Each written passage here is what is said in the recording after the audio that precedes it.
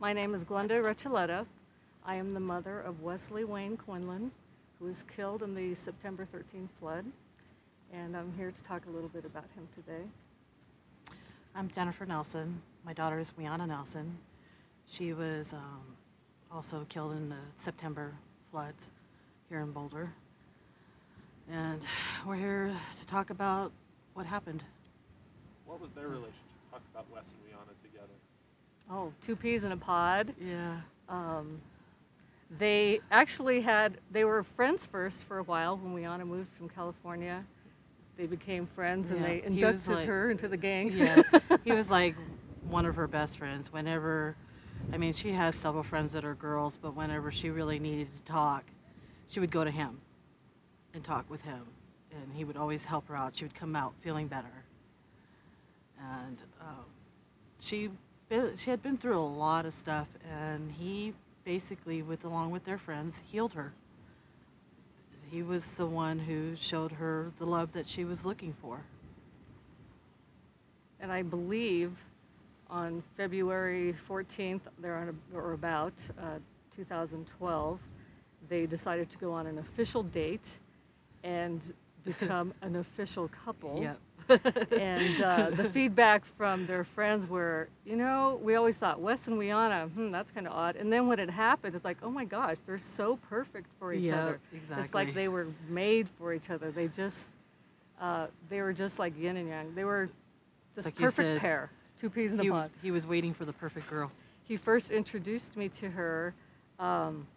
It was we were going to Fort Collins to watch a state tournament his cousin was in, and he said, where are we going? I said, Fort Collins to watch your Marissa play. And he said, okay. And I said, and yes, you can bring your new girlfriend. He goes, cool. So I thought, I get to meet the perfect girl. This is going to be good. And when I drove up, picked them up, this beautiful, stunning brunette comes out. I'm like, oh goodness, she is the perfect girl. And then when she got into the vehicle, she was such a chatterbox. I thought, oh my gosh, where in the world did he find her? And I loved her. From the minute I met her, I absolutely loved her, adored her, and it's as if they were meant to be, truly. Exactly, truly. Yeah. I'd never seen her so happy. And that was something that I know that she was just looking for, was someone to care about her and love her in that way. When stories are told about him, whether it's from his friend or from his mom, things in the past, it's like if these two had known each other when they were younger, they would have probably been together from the start. With the way they passed, it almost seems like it had to be that way. It was there was no way he wasn't going to try to help save her, and you could see that. And she knew that he would. Yeah, she had her. She knew he had her back, and he knew she had his back. She kept a lot of journals.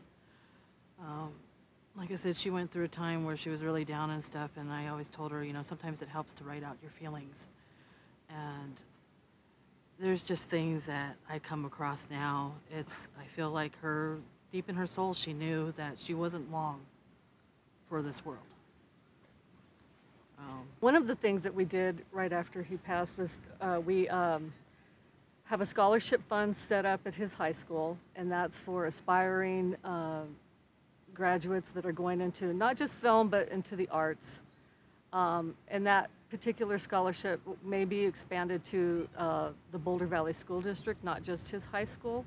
And we want kids who are aspiring to go into any type of the arts to be able to have a little bit of money to help make their education dream or fulfill their career dream. What I've been doing, and I know Facebook is just a social media, but I put a picture up of her every single day. I found that it helps a lot of her close friends that are basically her family. Also, I haven't been to the accident site, and I feel like it's time to go there. She's actually pretty much memorialized everywhere. My brother travels all over the world and with his job, and they were cremated. So he's got some of her ashes, and I asked him, just let some go, wherever you go. Because that was something that she had also wanted to do someday, was travel the world. At least once, and so now she's able to. Right, and we've talked about it a little bit. Okay, we will talk more about a sign where the Yes. accident happened. I know that Wes and Wiyanna's friends drive by there, hike up there. They like to go and be with in the area of the last place that their spirits were lifted. And I would like to work with either the county or the city to try to erect a sign in memory of Wesley Quinlan and Wiyanna Nelson. And like Jennifer says, you memorialize them every day. And that's the thing with parents. You just don't want people to forget. I mean, I'm honored to be her mother. We actually didn't meet each other until the day we did the interview. NBC interview. NBC interview. Very first time you ever met. Yeah. She came to my house, and that was the first time we met. Yeah. She came into my house to do this interview, and it was just, You know, it wasn't the way right. We wanted to meet. we'd imagined we would meet, you know. I mean, I would have rather been celebrating an upcoming marriage. Yeah, I'd rather have them get in trouble and have a baby. I mean, you know, Exactly. all the stuff that people worry about that their young kids are doing would be so much more welcome, and people say are tragedies, or oh my gosh, look at this problem we have. I would welcome those problems and tragedies Exactly. than to not have them here. You know, give anything to be able to have those tragedies. Yeah, yeah, you know, and it's the way the memorial was. We talked about that. Mm-hmm. It was almost like it was almost like they united, sort of got married, and went off in a spaceship, and so we don't get to see them. Yeah. Because it was so beautiful. It was just so beautiful, and there was something. It was tragic and sad, and we lost our kids, and it can't get any worse than that. And then there's this like tiny infusion of, God, they really loved each other, and that's really cool. Yeah. You know?